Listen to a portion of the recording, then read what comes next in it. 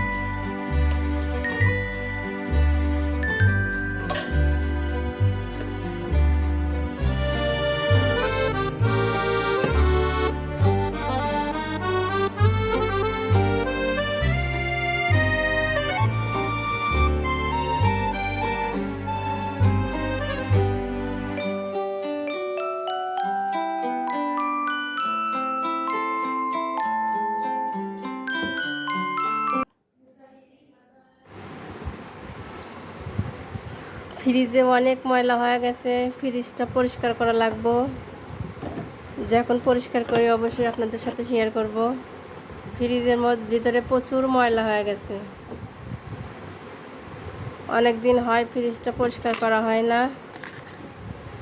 ফ্রিজটা পরিষ্কার করা আমার কাছে অনেক বিরক্তকর মনে হয়।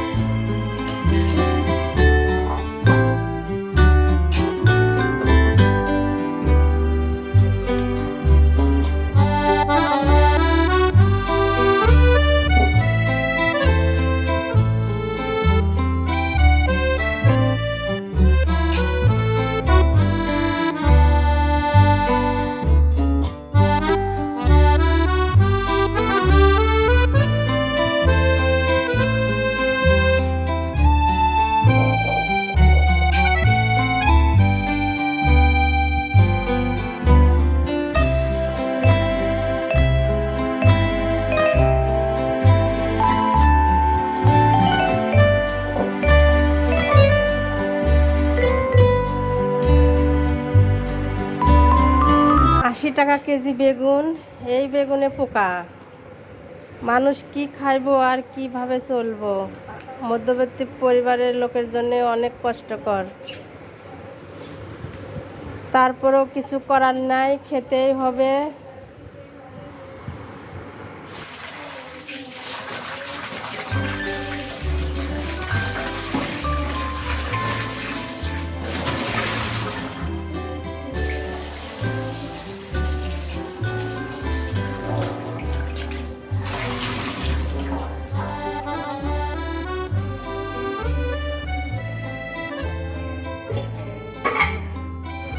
আমি বেগুনগুলো ভালো করে পরিষ্কার করে ধুয়ে নিলাম। এখন ওই যে আদা রসুন জিরা বাটা দিয়ে দিলাম,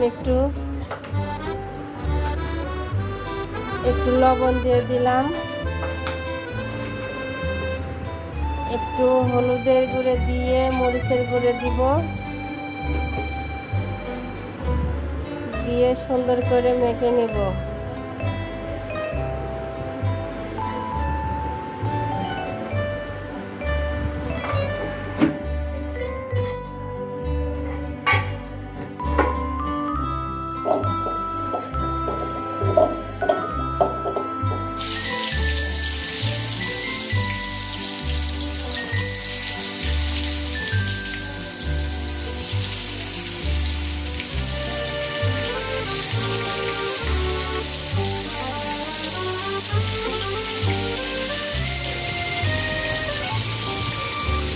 আমি বেগুনগুলো সুন্দর করে ভেজে নিলাম, এখন আমি এগুলো তুলে নিব।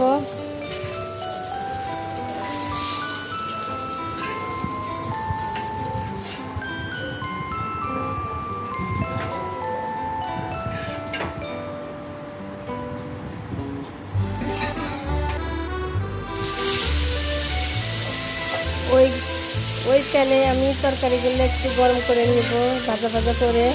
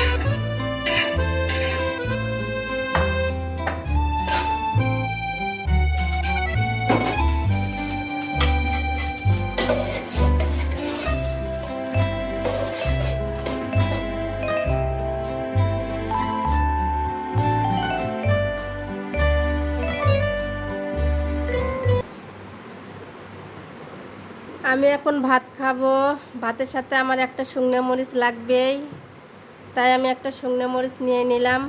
সাথে বেগুন ভাজি, শাক ভাজি, ডাল। আমার আপু ও ভাইয়েরা, ভিডিওটা যদি একটু ভালো লাগে অবশ্যই একটা লাইক, একটা কমেন্ট। আপনাদের সুন্দর কমেন্ট পড়তে আমার অনেক ভালো লাগে। যাই হোক,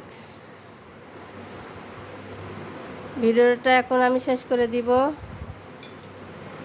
সবাই ভালো থাকবেন, সুস্থ থাকবেন। ওকে, আল্লাহ হাফেজ।